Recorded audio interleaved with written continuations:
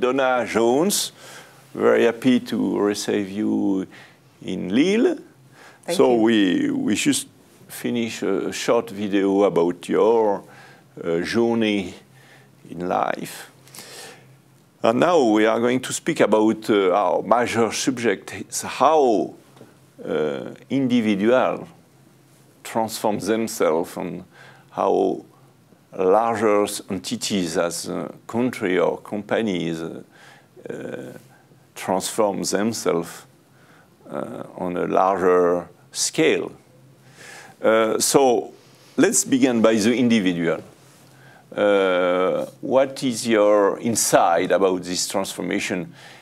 First, perhaps just speaking personally, what was your own transformation in your journey on this little planet? This little planet of ours, yes. Very good question. I had been doing business consulting for a lot of years, and when I decided to switch up and go to a higher level of leadership and to really dive deeper into what it's going to take to systemically adapt to big changes we have going on in the planet, and not just in the planet, but of course how that's shown up in the economic structures, the social structures, and everything else, meant I had to up my game considerably. I had to change. I had to go, what we say, dive deep. You had to really come to terms with the fears, the doubts, the insecurities, and say, and get to know oneself at a much deeper level. So my transformation has taken me through those journeys, peeling off the layers and saying, who am I, and why am I here, and what difference do I want to make in this world, and how committed am I to doing that? And you have to be very committed to, because you won't get social approval for leadership or for doing things outside of the conforming patterns. You don't get social approval for that. You get it if you conform. You get it if you do what everybody thinks you should do, but you don't get it when you. So you have to rise above that. That's the priority, is to rise above whatever's put in front of you, to constantly take whatever shows up and rise above it and keep working with it. It is an incredible journey, and it's very fulfilling. Yes, so that is a very interesting topic, because a lot of people are in front of this, and there are sometimes, most of us, we are all afraid of this confrontation out of the norms.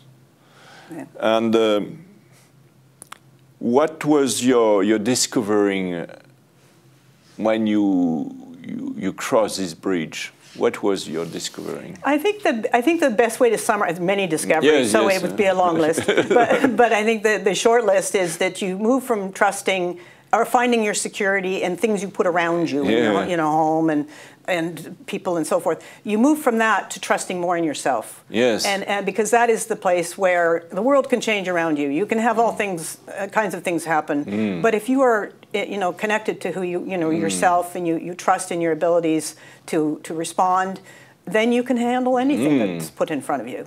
And I think that scales to a company-wide level as well. It's really when you get used to overcoming obstacles, then collectively there is a strength that we call resilience, but in business they've turned that into a different meaning.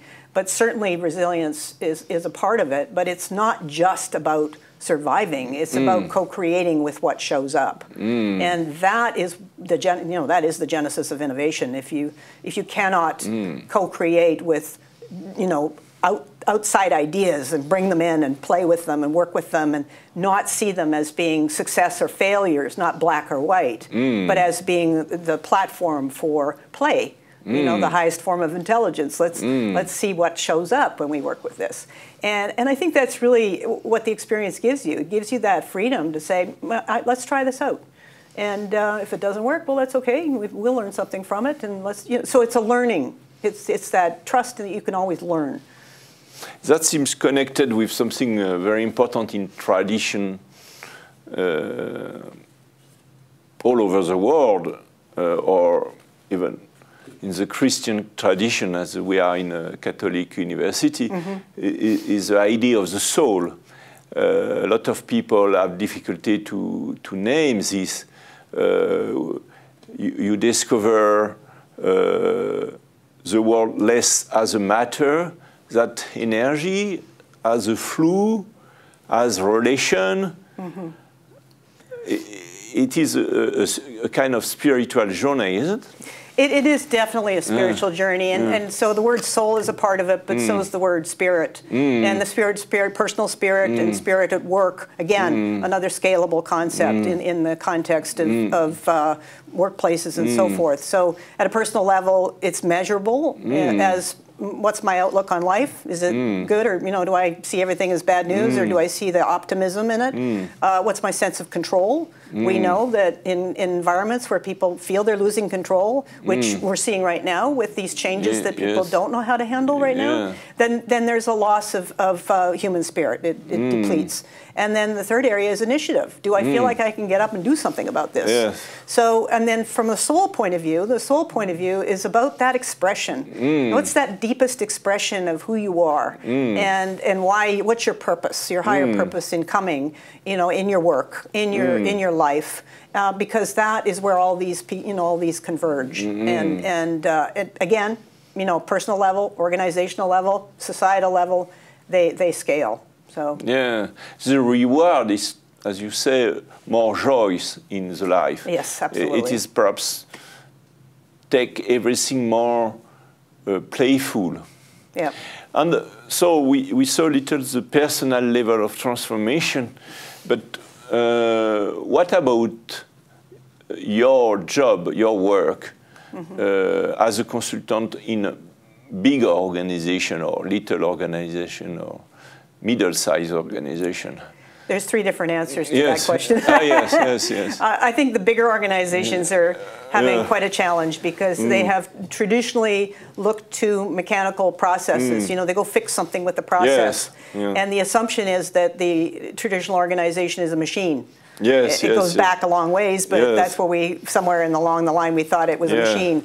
And so we think, oh, well, let's plug in this process, and you're going to get incremental change if you're lucky out of that, and people will get tired because it's this change fatigue takes place.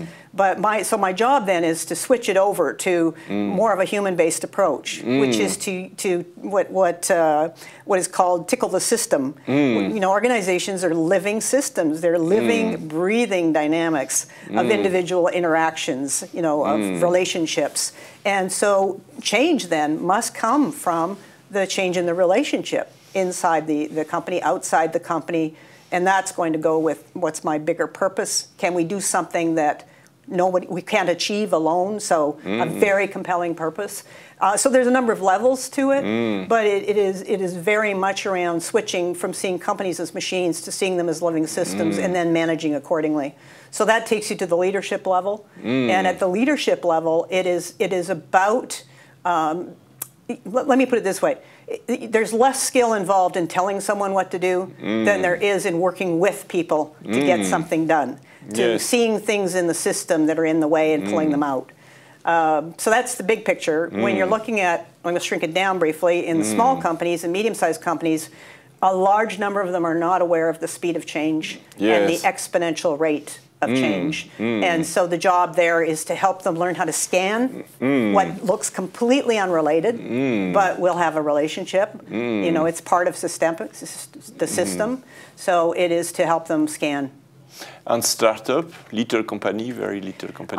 Little company, they vary. They're going to vary in most of that's going to be around decision making because their focus, of course. Because if they think they're just in business to make money, they won't be in business for long. So it's about understanding, what's our driving purpose and how do we make decisions when we can't predict what's going to happen next. And so that's the skill set, I think, for those early stage startups. Thank you very much. So now we are right at the end of the second video. So let's make a teasing for the next one. Okay. So what will be for you a good subject for the next one? Oh my gosh, well, we've touched on a number of levels in this one, I think. What do you most need? What have you seen in the university? The dynamics coming through. What do you see? Because I could speak on a number of things. We could speak to decision making and leadership. It would be an easy one. Fantastic. Okay. Let's speak about this. Let's do that. Thank you very much. All right, thank you.